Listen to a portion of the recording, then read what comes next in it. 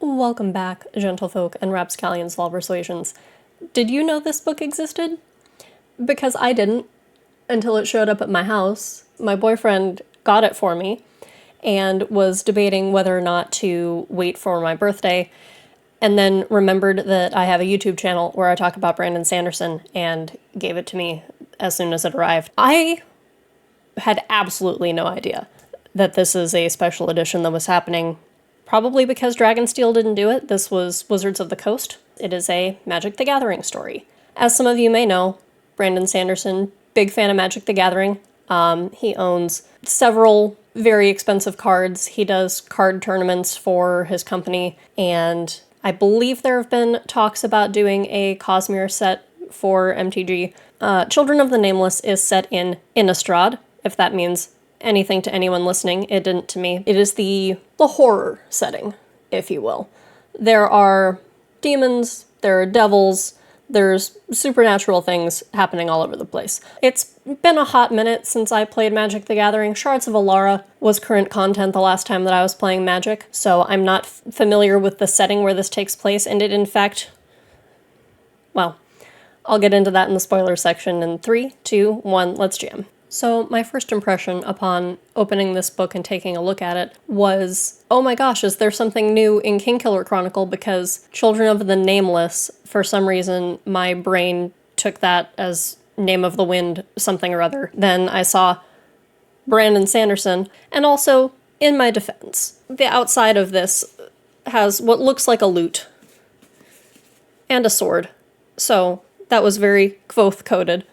The prologue also very much has the same vibe as Kingkiller Chronicle, because the main character that we follow throughout the story has a twin sister, and the two of them have this curse where one of them is blind during the day and can only see at night, and the other one is blind at night and can only see during the day. She sees the darkness at night, but then there's this second darkness, and it really made me think about that whole Silence of Three Parts. This was written in 2018, so the rivalry that they had between them had died down a little bit. Like, I didn't just make up that whole back and forth that they did, which, different video.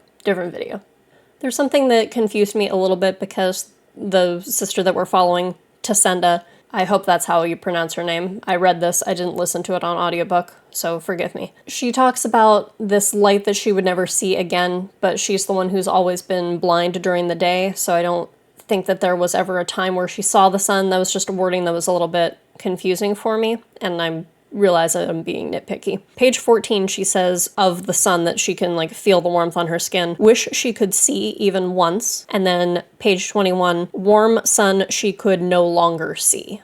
And then the next thing in my notes is just, boy, that escalated quickly. Everyone dead.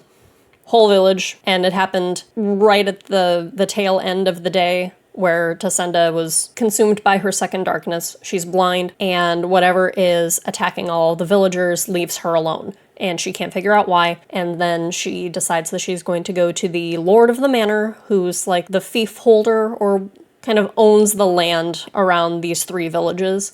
And she's going to confront him because there's all these rumors that he consorts with demons. The fact that he does is irrelevant. She wants to get revenge on him because she thinks that he's the one that murdered her entire village. And then, to my shame, it took me fully until page 42 to be thinking, like, man, why is the bog so important? Like, why is this the mythos that we're dealing with?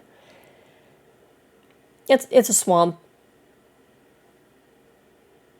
It's the land type that you need to play demonic cards.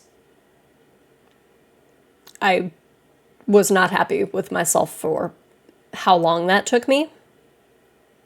Just leaving that there.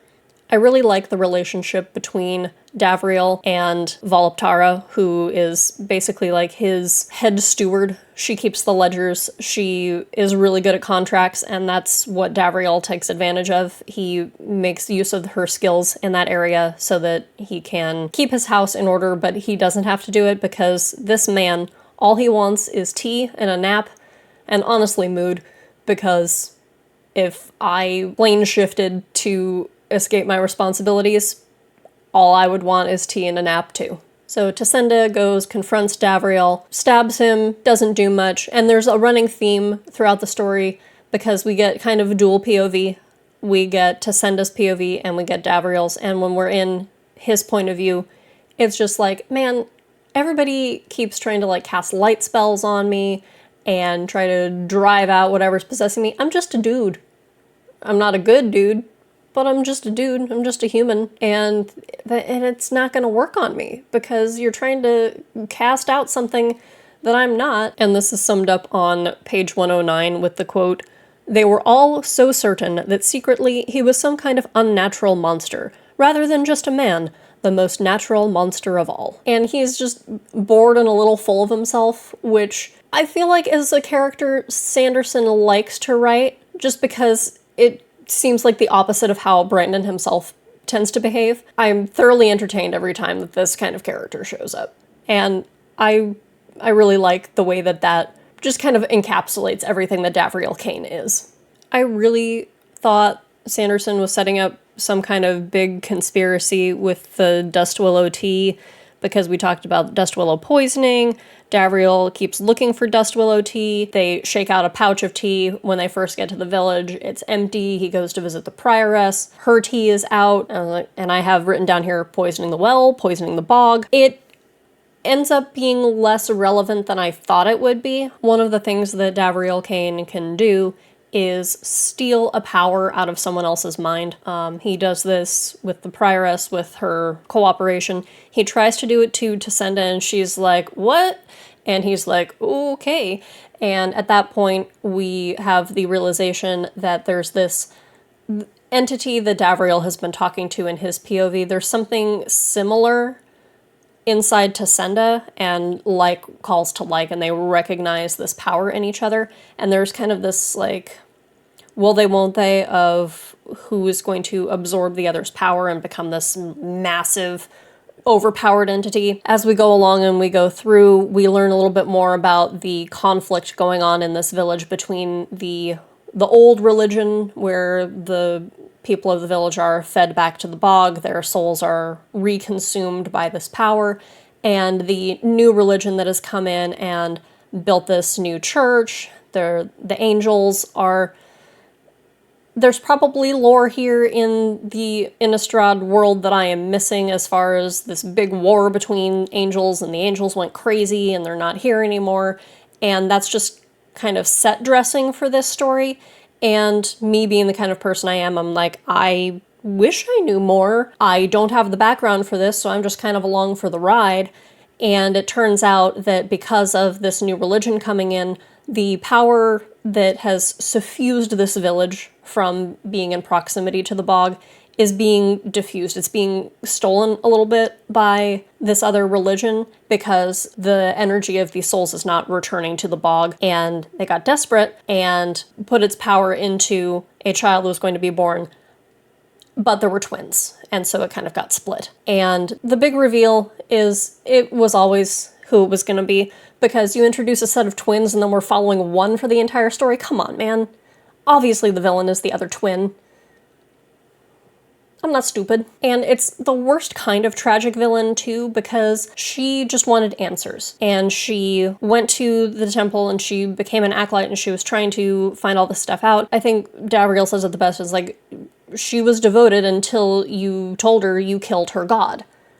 And then she kind of went crazy. The power that she has from the bog as being half of that split, she harvested the souls from the rest of the villagers to get just a little bit more of that power. So now, instead of being blind all night, she's only blind for a couple of hours around midnight. And there's kind of a nice moment where Tasenda and Willia can actually look at each other in the eyes for the first time, because one was always blind when the other one wasn't. And so they were always aware of each other. They called themselves two halves of the same whole, which was more real than they realized. And it ends up being a tragic sacrifice that Tasenda has to put her sister to rest. It all ends up well in the end, because Tasenda is then able to separate out the souls of the villagers who are... They're dead, but they're able to be revived if their soul gets returned to them. They're in sort of an in-between state, and so she's able to return those souls. Everybody ends up getting to go home, mostly. Tasenda doesn't really, because there's not really a home for her to return to. Her parents passed away before Willia went on this whole thing that she did. I personally really like this for one of the reasons that Brandon stated in his foreword.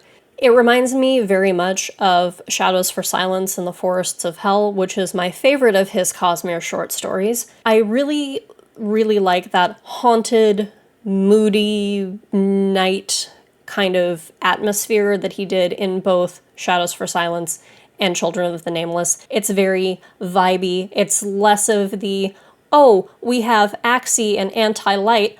I love Rhythm of War because it does a bunch for the science happening behind the Cosmere, but this feels much more spiritual and magical than other types of his hard-coded magic systems. And yeah, that's Children of the Nameless. I promise I'm still working on my cosplay videos. It's a lot of footage and a lot of voiceovers, and I'm so very sorry. Please do all those delicious things that feed the almighty algorithm, like, share, and subscribe, and I'll see you next time.